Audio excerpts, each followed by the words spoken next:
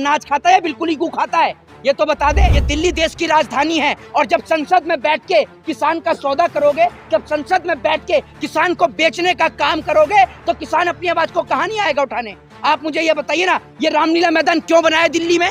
किस लिए बनाया है? ये प्रदर्शन करने के लिए रामलीला मैदान। जंतर मंतर किस लिए? प्रदर्शन करने के लिए, लोकतंत्र की आवाज को उठाने के लिए। किस लिए बना रखा है आपने? ये प्रधानमंत्री ने जो इतना बड़ा बंकर बना दिया है अपना, जिसे सेंट्रल विस्टा का नाम दे रहे हैं।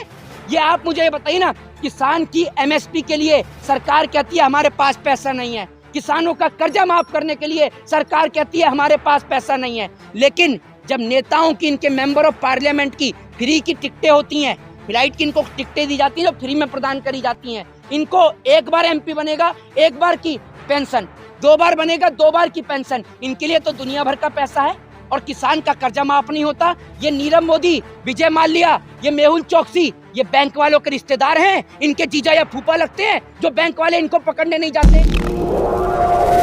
आज 14 फरवरी का दिन है। 14 फरवरी के दिन आपको याद होगा कि भारत देश के अंदर पुलवामा की घटना हुई थी। भारत देश के जवान जो है वो वीर गति को प्राप्त हो गए थे, शहीद हो गए थे। अगर उस वक्त पे जितनी बैरिकेटिंग आज इस देश की सरकार ने देश के किसानों को रोकने के लिए कर रखी है, अगर उतनी बैरिकेटिंग या उतनी जांच पड़ताल अगर इन्होंने जम्मू कश्मीर के अंदर कर ली होती, तो आज 14 फरवरी के दिन, जो उस दिन हमारे देश के जवान शहीद हुए थे, वो जवान शहीद नहीं होते। उसी 14 फरवरी के दिन जवान शहीद हुए और आज 14 फरवरी के दिन भारत देश के किसान यानी अन्नदाता के ऊपर, जो लोगों को अनाज पैदा करके देता है, जो लोगों को रोटी देता है, उसके ऊपर सरकार ने लाठी और डंडे भाजने का काम किया।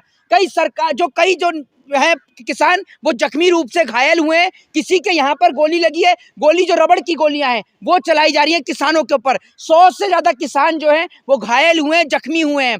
और आपको एक बात बता दूं, सरकार कटीले तारों का प्रयोग कर रही है। वो कटीले तार जो खेत में आवारा पशुओं को रोकने के लिए नहीं लगाए जाते, वो सरकार देश के किसानों को रोकने के लिए लगा रही है, बड़ी बड़ी कीलें लगा रही है। जब आप दिल्ली के बॉर्डरों को देखेंगे, हरियाणा के और पंजाब के बॉर्डरों को देखेंगे, तो आपको ऐसा लगेगा कि आप भारत देश में न रहकर आप तो चाइना के बॉर्डर पर खड़े हों या पाकिस्तान के बॉर्डर पर खड़े हों।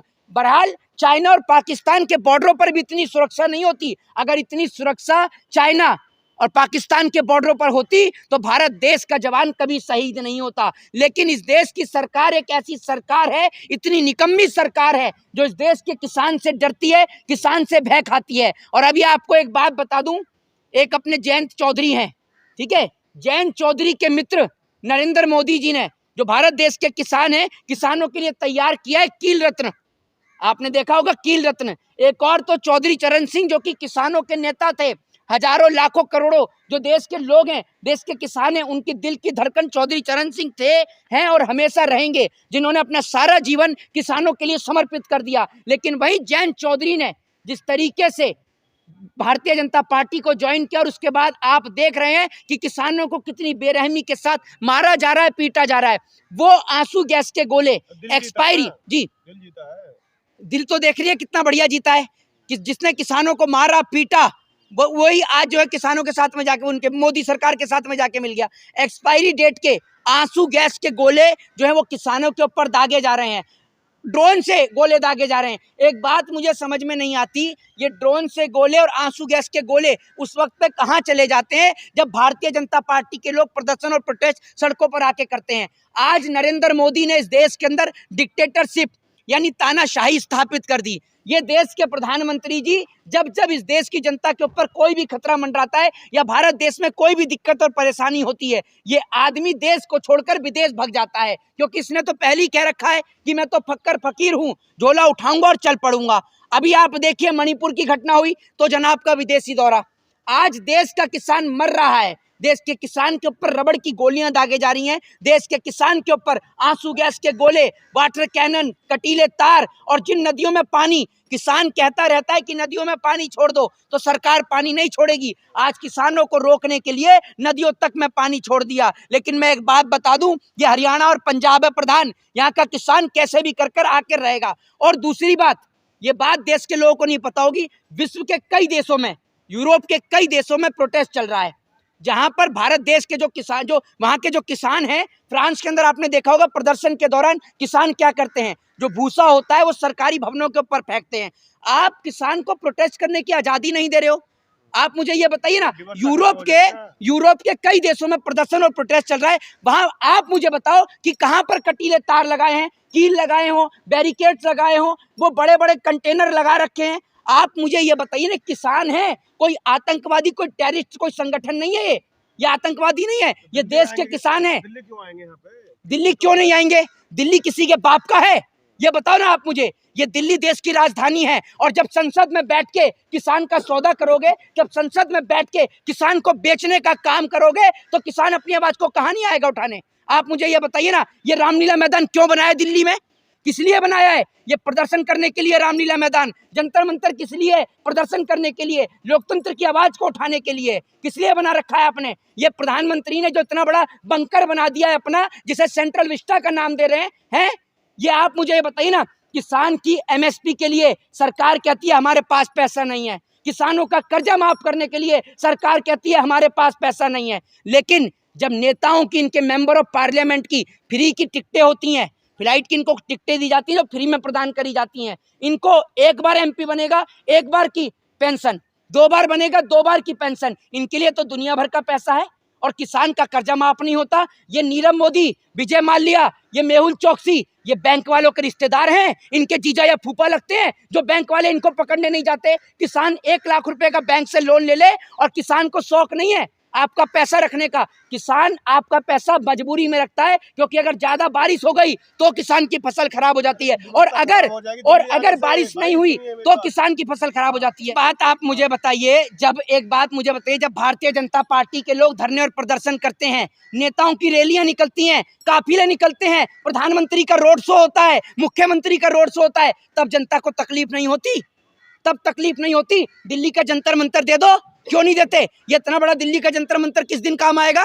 जरा मुझे ये तो बता दो आप मुझे, ये दिल्ली का जंतर मंतर किस लिए? ट्रैक्टरों में हथियार लगा रखे उन्होंने, हैं? ट्रैक्टर लाने के क्या है बताइए? अरे तो ये जो यूपी की पुलिस है, हरियाणा की जो पुलिस है, इसने तो फूल की माला टंगा रखी है ना किसान के लिए, कि आए तो स्वागत करे। आज सुबह से किसान शांति से बैठा हुआ था, आंसू गैस के एक्सपायरी गोले इनके ऊपर, किसानों के ऊपर दागे जा रहे हैं, रबड़ की गोलियां मारी जा रही हैं, किसान की आंख में लगी हैं। आपने लॉ पढ़ा है? उसमें क्या लिखा होता है? आप किसी के भी ऊपर उसके जो है शरीर से नीचे मार सकते हैं, ठीक है, और अगर बुलेट है तो हवा में फायरिंग कर सकते हैं। आप डायरेक्ट उनके सरों पर गोलियां मार रहे हैं, क्या ये अलाउ है? आप मुझे ये बताइए ना। और नरेंद्र मोदी किसानों से संवाद क्यों नहीं करते?